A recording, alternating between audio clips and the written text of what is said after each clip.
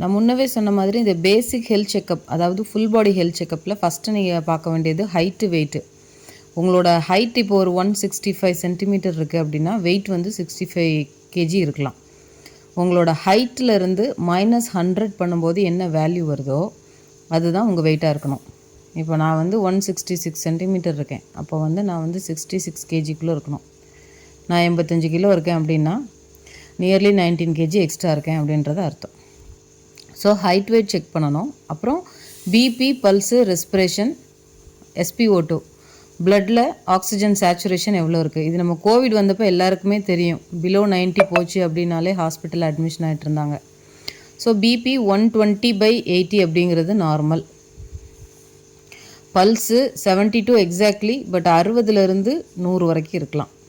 Respiration அது 12லேருந்து 18க்குள்ளே அடல்ட்டுக்கு இருக்கலாம். Saturation 95 above இருக்கணும்.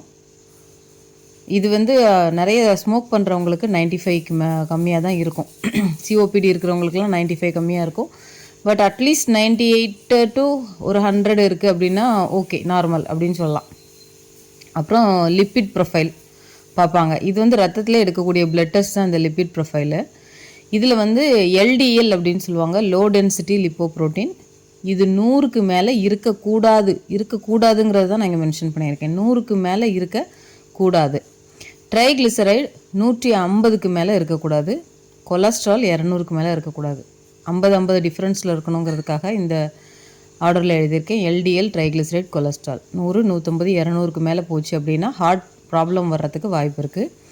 HDLன்னு சொல்லுவாங்க, இது நல்ல கொழுப்பு, ஹை டென்சிட்டி லிப்போப்ரோட்டீன். இது 60 மில்லிகிராமும் அதுக்கு மேலேயும் இருக்கலாம்.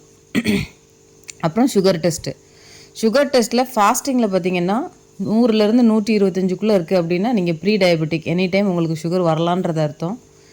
அதாவது ஒன்றுமே சாப்பிடாமல் வெறும் வயிற்றில் எடுக்கிறப்போ 125க்கு மேலே இருக்குது அப்படின்னா உங்களுக்கு சுகர் இருக்குதுன்னு அர்த்தம். PPBS, post prandial blood sugar, சாப்பிட்டு 1.5 மணி நேரம் 2 மணி நேரம் கழித்து எடுக்கிறது. இதில் 140லேருந்து 199 வரைக்கும் இருந்ததுன்னா ப்ரீ டயபெட்டிக், சுகர் வரலாம் அப்படின்றவங்க. மோர் தென் 200 இருக்குன்னா ஆல்ரெடி உங்களுக்கு டயபெட்டிக் இருக்குன்றத அர்த்தம். இந்த 2 கேட்டகரிக்கும் ஃபாஸ்டிங்கில் 125, போஸ்ட் பிராண்டியரில் 200க்கு மேலே இருக்குது அப்படின்னா இவங்க கண்டிப்பாக HbA1c பண்ணணும். இது வந்து லாஸ்ட் 3 monthஸில் உங்களோட பிளட் சுகர் எவ்வளோ கண்ட்ரோலில் இருந்தது, ஏற்ற இறக்கங்கள் எவ்வளவு அப்படிங்கிறத கிளியராக காமிச்சு கொடுத்துரும்.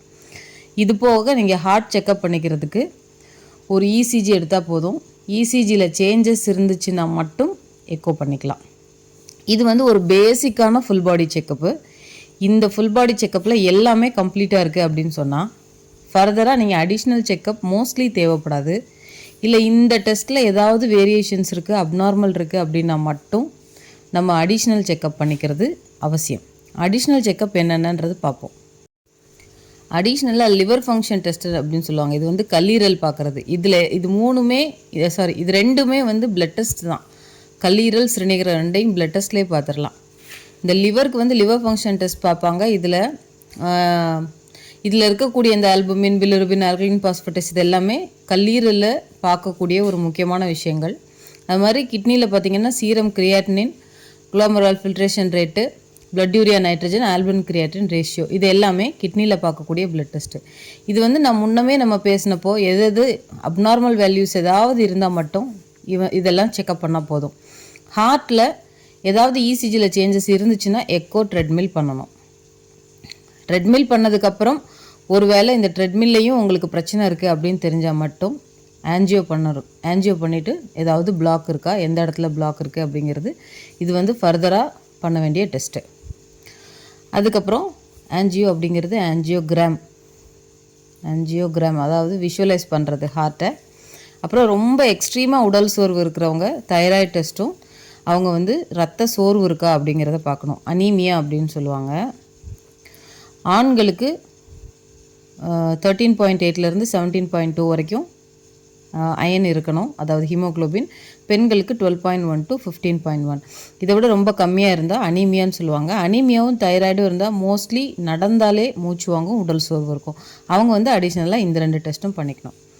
இவ்வளோதாங்க. இது வந்து ஒரு பேசிக் மாஸ்டர் செக்கப். இது போக உங்களோட டாக்டர் அட்வைஸ் படி உங்களோட சிம்டம்ஸுக்கு ஏற்ற மாதிரி தனித்தனியான டெஸ்ட்டுகள் தனித்தனியாக அந்தந்த மனுஷனுக்கு டிஃப்ரெண்ட்டாக இருக்கும். ஸோ ஒரு லிஸ்ட் ஆஃப் 200 டெஸ்ட்டு 300 டெஸ்ட்டுன்னு 25,000 ரூபாய்க்குலாம் பண்ணுறாங்கல்ல, அந்த மாதிரி எல்லாருக்குமே செய்யணும் அப்படிங்கிறது தேவையில்லை. உங்களோட பேசிக் செக்கப் நான் முன்னாடி பேஜில் சொன்னேன்ல, இந்த பேசிக் செக்கப்லாம் பண்ணிவிட்டு இது டோட்டலாக இதெல்லாம் பண்ணுறதுக்கு உங்களுக்கு மிஞ்சி போனால் ஒரு 1500லேருந்து 2000 ரூபாய்க்குள்ளே கூட ஆகாது.